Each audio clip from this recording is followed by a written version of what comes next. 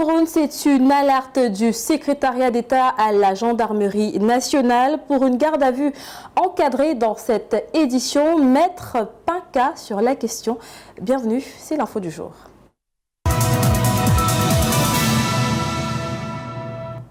Vous regardez, mesdames et messieurs, l'info du jour et vous êtes en direct de Global LTV. Le ministère de la Défense camerounaise, par la voix du secrétaire d'État à la gendarmerie nationale, a fait un communiqué portant sur la réglementation de la garde à vue dans les brigades dans l'ensemble du territoire camerounais. Voilà donc qui sonne comme un ultimatum pour ceux qui passent outre les règles en vigueur, foulant au passage les devoirs des personnes interpellées. Voici un compte rendu de ce communiqué rendu par Ourel Tongmam, notre journaliste en herbe.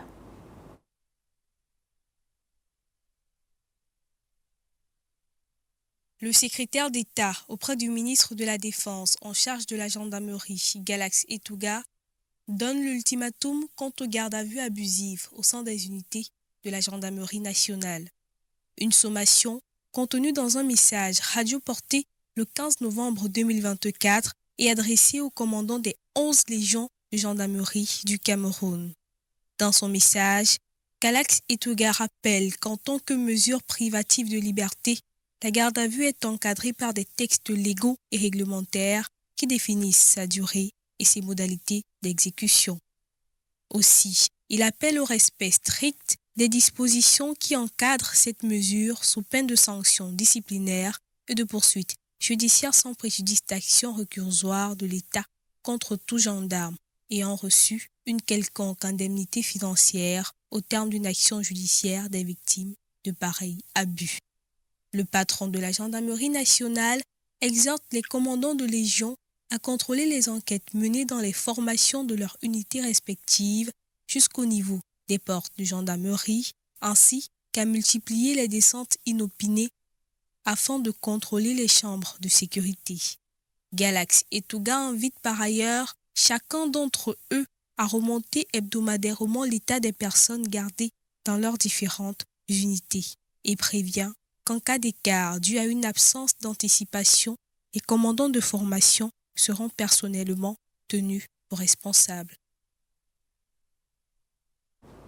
La garde à vue est donc réglementée par la législation camerounaise sur les droits des mises en cause, mais également sur les devoirs des agents de maintien de l'ordre. Maître Pinka se prononce d'abord sur la garde à vue. Dites-nous, maître, qu'est-ce qu'une garde à vue?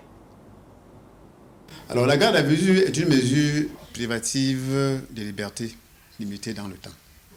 Alors, en fait, selon le code de procédure pénale, c'est quoi? C'est une mesure de police par laquelle une autorité, notamment l'officier de police judiciaire, estime qu'une personne contre laquelle existe des indices graves et concordants et sans penser qu'il a participé à la commission d'une infraction est, dans le cadre de l'enquête préliminaire, invité à séjourner dans un local de police en vue de la manifestation de la vérité. Et c'est une mesure qui est généralement ordonnée par les officiers de police judiciaire. Eux seuls ont qualité pour le faire. Et donc, quelle est la durée d'une garde à vue? Oui, la garde à vue est limitée dans le temps. Sa durée est de 48 heures, renouvelable une fois. À titre exceptionnel,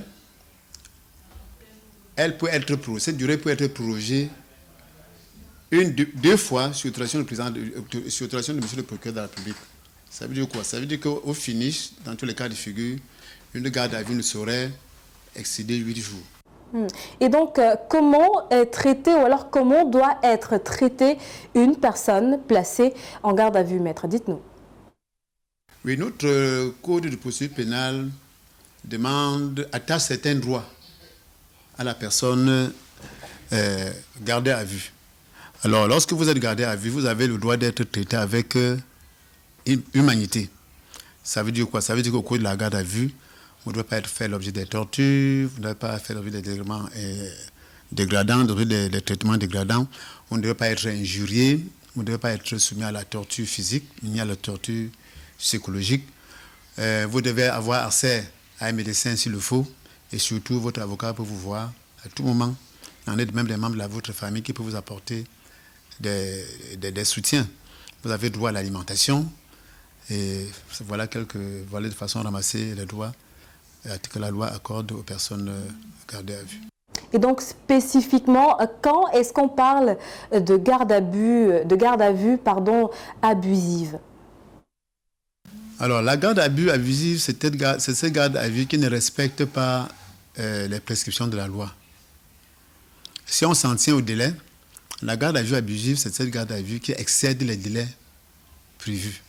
Alors quand quelqu'un a fait plus de 8 jours dans un local de police judiciaire, on peut parler d'un cas de garde à vue abusive.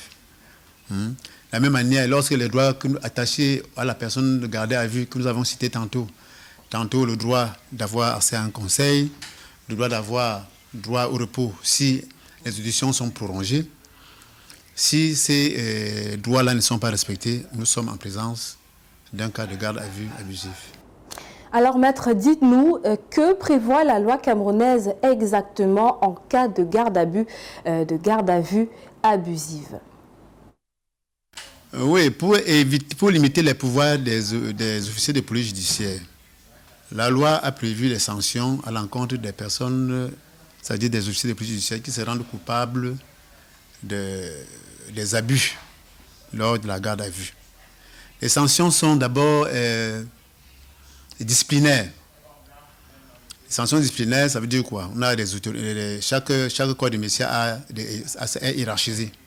Alors, les autorités qui sont au-dessus de l'officier de police judiciaire, qu'il s'agisse peut-être du commandant de brigade, si on est dans une unité de gendarmerie, ou bien du procureur de la République, qui est le patron des enquêtes, qui est le patron des officiers de police judiciaire, peut prendre à l'encontre d'un officier de police judiciaire fautif, coupable de garde à vue abusive, des sanctions disciplinaires. Il y a également des sanctions judiciaires. La personne qui s'estime avoir fait l'objet d'une mesure de garde à vue abusive, par exemple, s'il a été torturé pendant la garde à vue, peut déposer une plainte contre l'officier de police judiciaire qui l'a torturé. Bon, il y a également les sanctions financières. La loi permet à une personne qui a fait l'objet d'une mesure de garde à vue abusive de recevoir une indemnité qui lui est reversée par l'État. Et quand l'État verse cette indemnité, il peut, s'il veut, exercer une relation de poursuite contre la personne fautive. Ça veut dire quoi? Ça veut dire que l'État avance les frais au bénéfice de la personne qui a été torturée, mais le fonctionnaire, c'est-à-dire l'officier de police judiciaire qui a été coupable de la mesure de garde à vue abusive, va subir des sanctions sur son salaire. Ça veut dire que l'État paye la personne qui a été abusée, mais au final, c'est l'officier de police judiciaire qui en pâtit dans son solde. Donc l'État se retourne contre l'officier de police judiciaire pour récupérer ce qu'il a versé à la personne qui a été victime de la garde à vue abusive. Merci maître André Pinka, avocat au barreau du Cameroun, pour ces éclaircies. Eh bien, parlons de la réglementation de la garde à vue au Cameroun, une disposition du patron de la gendarmerie qui n'a pas laissé indifférentes les populations du Cameroun, précisément dans la ville de Douala. Pour la plupart d'entre elles, c'est l'espoir d'une réforme tant attendue. Njoingon. The communique issued by the Ministry of Defense and signed by the Secretary of State for Defense in charge of the National Gendarmerie in Cameroon, reminding its units of strict legal framework governing detentions, marks a significant step in addressing public concerns about the fairness of law enforcement practices. Cameroonians are welcoming this move as a sign of reform and accountability.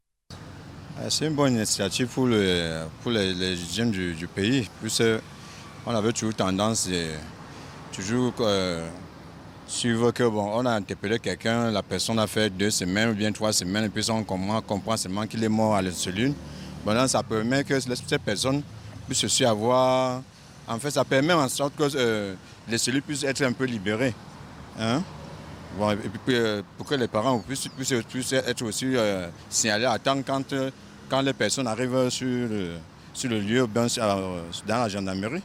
Other Other citizens praised the initiative as a sign of progress and a way to restore confidence in the National Gendarmerie. C'est une bonne idée parce que derrière ça, il y a les innocents, il y a les gars même que parfois on passe pour les nuits. Pour les nuits, peut-être que même moralement, on te garde déjà parce que quand on te garde déjà pour longtemps, c'est déjà te fini moralement. Et vous voyez comment le dehors est dur maintenant. Si on te prend innocemment, on te met. Et ta famille, et ta petite famille que tu es en train de créer quelque part, où en sommes-nous? Cameroonians agree that this initiative will strengthen public trust in the gendarmerie as it holds officers accountable and ensures that the rights of detainees are respected. Et le communiqué n'est sûrement pas sans fondement si l'on s'en tient aux anecdotes relatives ou encore aux anecdotes relatives relevées par des personnes souvent interpellées dans des brigades ou autres commissariats. Le tableau est peint d'actes de torture et parfois d'extorsion. Écoutons quelques faits dans ce reportage que signe Colin Bécatal. La garde à vue au Cameroun fait couler beaucoup d'encre et salive depuis la dernière sortie du patron de la gendarmerie avec des relents de recadrage quant au suivi des tests irrelatifs. Ce communiqué n'était sûrement pas fortuit si l'on s'en tient au regard que les Camerounais portent sur le sort souvent réservé aux personnes interpellées dans les brigades et autres commissariats. Bon, le délit qu'ils avaient commis, la mairie avait barricadé leur magasin. Ils sont donc venus enfreindre l'autorité, donc il a fallu donc qu'on les amène. On les a fait respirer dans les seaux qu'on utilise comme seaux de toilette. Dans la cellule, ils étaient plus de 15 dans la cellule. Et même lorsqu'ils avaient des visites, on imposait des sommes d'argent qu'on devrait leur donner. Outre les faits de torture ici décriés, il semble bien réel des anecdotes qui font évocation des cas d'extorsion. Puisque quand vous êtes là-bas, même pour faire vos besoins, il faut monnayer. Même pour aller, pour sortir de la cellule, il faut monnayer. On t'oblige à nettoyer les chiottes pour avoir un peu d'espace pour pouvoir dormir. Donc, tu monnaies pour avoir un certain bien-être, même pour avoir un peu de liberté, même pour avoir un peu à manger, tu es obligé de monnayer. Ouais. On n'en est pourtant toujours pas à la limite de ce qui relève des gardes à vue abusives. Des gardes à vue, généralement, on vient te chercher un vendredi, on sait que tu vas passer tout le week-end là-bas. Pourtant, en semaine, ils pouvaient bien le faire, on t'entend, après on te libère. Mais ils cherchent le vendredi, 10h, 15h, on vient te chercher, on sait que tu passeras tout le week-end là-bas. Le temps est donc désormais à tenir compte d'un peu d'humanité pour tout homme, fut-il en mise en cause.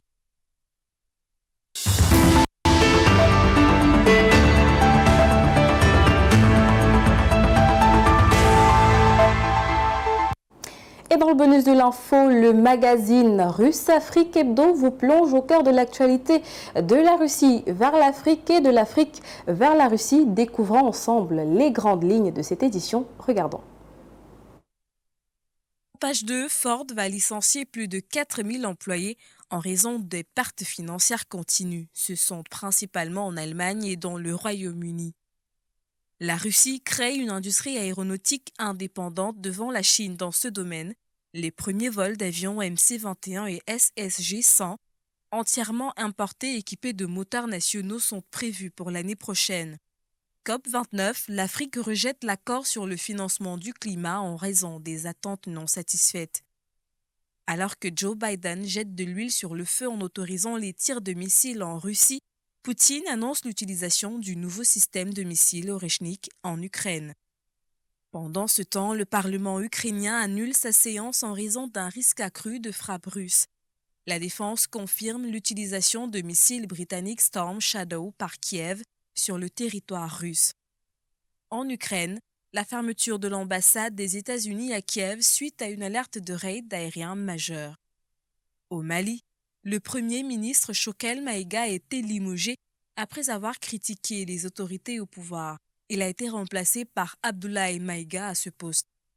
En page 5, le G20 a lancé l'Alliance mondiale contre la faim et la pauvreté pour soutenir la mise en œuvre des programmes dirigés et pris en charge par les pays.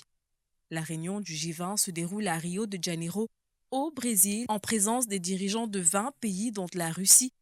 Zelensky n'a pas été invité. En page 7, selon Dimitri Peskov, l'opération militaire spéciale se poursuivra jusqu'à ce que les objectifs de la Russie soient atteints. Selon la presse américaine, Poutine est ouvert à des discussions avec Trump sur l'Ukraine.